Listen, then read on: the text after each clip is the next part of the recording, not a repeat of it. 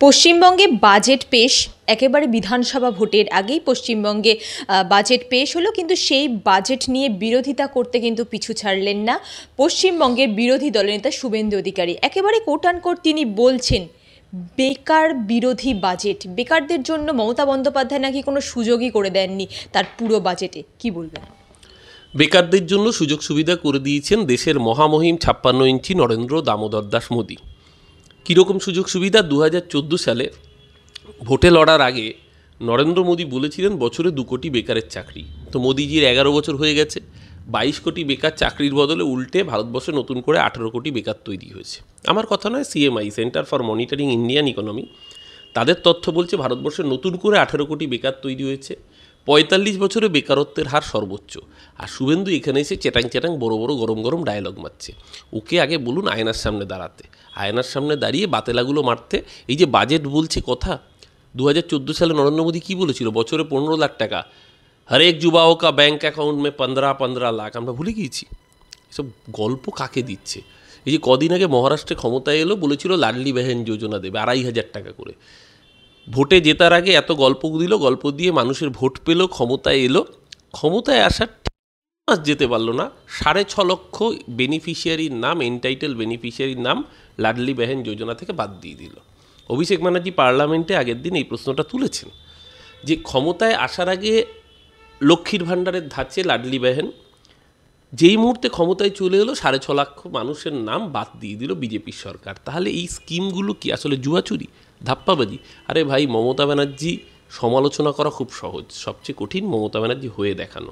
শুভেন্দু সব বড় বড় গরম গরম ডায়লগ যত কম দেবে তত ওর জন্য ভালো, বিজেপির জন্য ভালো। আমি তো বলবো বরঞ্চ শুভেন্দু এইসব ডায়লগ দিলে আমাদের জন্য ভালো। ওর ডায়লগগুলো আর সারা ভারতবর্ষের অন্যান্য রাজ্যে বিজেপির আসল চেহারাগুলো আমরা মানুষের সামনে তুলে ধরবো, দেখাবো, মানুষ যা বিচার করবে করবে। এমনিতেও সিদ্ধান্ত নিয়েছে, এবার তো 250 পেরিয়ে যাবে তৃণমূল। একেবারেই তাই। সামনে বিধানসভা ভোট এবং সেই বিধানসভা ভোটে সিপিআইএমের রাজ্য কমিটি থেকে একটি পেশ করা হলো, একটি তথ্য পেশ করা হলো। সেখানে সিপিআইএম বারংবার একটি কথা, যেটা ওই রিপোর্টে তুলে ধরছেন, সেটা হচ্ছে তৃণমূলের বিরোধিতা করতে গিয়ে নাকি সরাসরি না হলেও ইনডাইরেক্টলি বিজেপিকে সাহায্য করছে সিপিআইএম। কি বলবেন? দেখুন, জাঙ্গিয়ার বুক পকেট হয় না।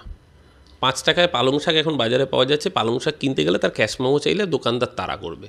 তো পালং শাকের যেরকম ক্যাশ মেমো হয় না, জাঙ্গিয়ার যেরকম বুক পকেট হয় না, তেমনি সিপিএম, তার আবার রাজ্য কমিটি, তার আবার আভ্যন্তরীণ রিপোর্ট শূন্য, তার আবার পকেটে শূন্য, তার মধ্যে রিপোর্টে শূন্য। এইসব ভুলভাল গুলগাল গল্প কে শোনে বলুন তো? সিপিএমের গল্প ওই পলিট ব্যুরোর নাম করে, সেন্ট্রাল কমিটির নাম করে, কোঅর্ডিনেশন কমিটির নাম করে গুটি কয় বৃদ্ধ, তারা বসে বৃদ্ধতন্ত্রের চাষবাস করবে আর বড় বড় বাতেলা মারবে। একবার বলবে শত্রু যখন সাম্প্রদায়িকতা প্রতিবাদ না করাটাই অপরাধ, তারপর আব্বাস সিদ্দিকীর দলের সাথে জোট করবে। একবার বলেছিল কংগ্রেস আর বিজেপি সমদূরত্বের নীতি, তখন সৈফুদ্দিন চৌধুরী, সমীর পুততুণ্ডরা বলেছিলেন যে এটা ভুল পলিসি হচ্ছে, কংগ্রেসের থেকে বিজেপি অনেক বড় বিপদ। সৈফুদ্দিন চৌধুরীকে দল থেকে তাড়িয়ে দিয়েছিল সিপিএম, সোমনাথ চ্যাটার্জিকে দল থেকে তাড়িয়ে দিয়েছিল সিপিএম, পরে সেই কংগ্রেসের সাথে সিপিএম জোট করেছে।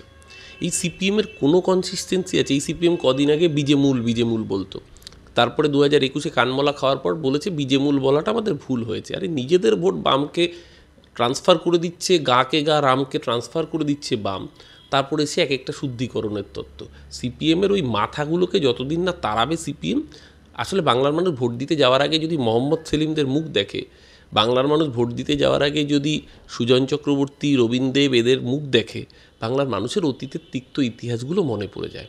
ডোমকলে আনিসুর রহমানের তাণ্ডব মনে পড়ে যায়, গর্বেতায় সুশান্ত ঘোষের তাণ্ডব মনে পড়ে যায়। এই সিপিএমের আজকে ওই বেড়াল বলে মাছ খাবো না কাশি যাব, সিপিএমের নেতাগুলোর আসল চরিত্র কী ছিল, যারা 1990-92 থেকে 2005-06 অবধি দেখেছেন এ রাজ্যে সিপিএমের তাণ্ডব, তারা খুব ভালো মতো জানেন।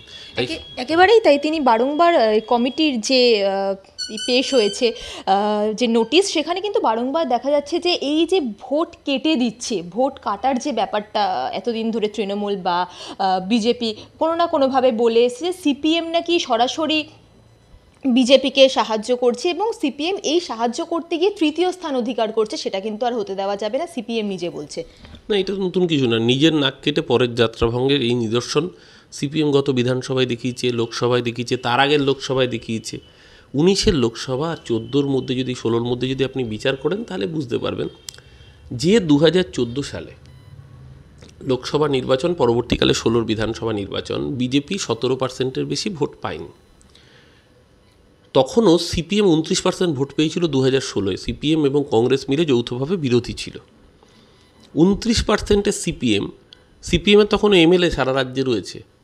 এই যাদবপুরেও তখন সিপিএমের এমএলএ ছিলেন সুজন চক্রবর্তী। সেই 29% সিপিএম 2019-এর লোকসভা নির্বাচনে 7%-এ নেমে আসলো লেফট। 22% ভোট কমে গিয়েছিল, আর বিজেপি 17 থেকে 39-এ পৌঁছে গিয়েছিল, এক্স্যাক্ট 22% ভোট বেড়ে। কাদের ভোটে কে পুষ্ট হয়েছিল সেদিনকেই প্রমাণ হয়ে গিয়েছিল যে সিপিএম নিজের নাক কেটে পরের যাত্রা ভঙ্গ করতে উদ্যত হয়েছে। আসলে ওই বাংলায় একটা কথা আছে, চলতি কথা আছে যে ওই যাকে মানে মারি অরি পারি যে কৌশলে, ও শত্রুকে নিকেশ করার কথা ভেবে মমতা ব্যানার্জি যেহেতু রাজনৈতিক প্রতিপক্ষ, তার জন্য আরও চরম ক্ষতিকর শক্তি তার হাত ধরতে সিপিএম কখনো পিছপা হয়নি।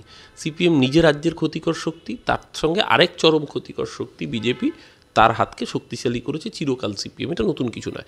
এরা যখন ভোট আসে, ভোটের আগে দেখবেন মুখে খুব জ্ঞানগর্ভ বড় বড় তাত্ত্বিক কথা বলবে, মনে হবে খোদ ওই একেবারে ফ্রেডরিক অ্যাঙ্গেলস থেকে ওই আন্তনিও গ্রামসি সবাই এসে সিপিএমের আলিমুদ্দিন স্ট্রিটে বসে স্ট্র্যাটেজি ডিফাইন করে দিচ্ছেন। ডিক্টেটরশিপ অফ দ্য প্রোলেতারিয়েট, বিভিন্ন পলিটিক্যাল জার্গন ইউজ করে লোকের মনে একটা দ্বন্দ্ব তৈরি করা যে আমরা আছি মার্কেটে। ভাই, শূন্যর কোনো মার্কেট থাকে না, শূন্যে কোনো এক্সিস্টেন্স থাকে না। সিপিএম অঙ্কের বইয়ে মহাশূন্য আবিষ্কার করার জন্য নতুন করে কোনো কিছু পেতে পারে, তার বাইরে সিপিএম কিছু পাবে না। তাই সিপিএম কী সমালোচনা করলো, কী আত্মসমীক্ষা করলো, কী নাটক করলো, সিপিএমের নাটক সিপিএমের দলের লোকেরাই দেখতে যাচ্ছে না বলে পার্টির যতগুলো শাখা সংগঠনের মেম্বার আছে ততগুলো ভোট পর্যন্ত সিপিএম পার্টি পায় না। তাই সিপিএমের এইসব কথা যত কম বলা যায় তত ভালো। লড়াই বিজেপির সাথে আমাদের তৃণমূল কংগ্রেসের লড়াইয়ের নেত্রীর নাম মমতাদি, তার সেনাপতির নাম অভিষেক ব্যানার্জি। মমতাদির নেতৃত্বে, অভিষেকের সেনাপতিত্বে বাংলা 21-এ বিজেপিকে গোহারা হারিয়েছে, 24-এ আবার কানমোলা খাইয়ে হারিয়েছে, 26-এ আবার হারাবে।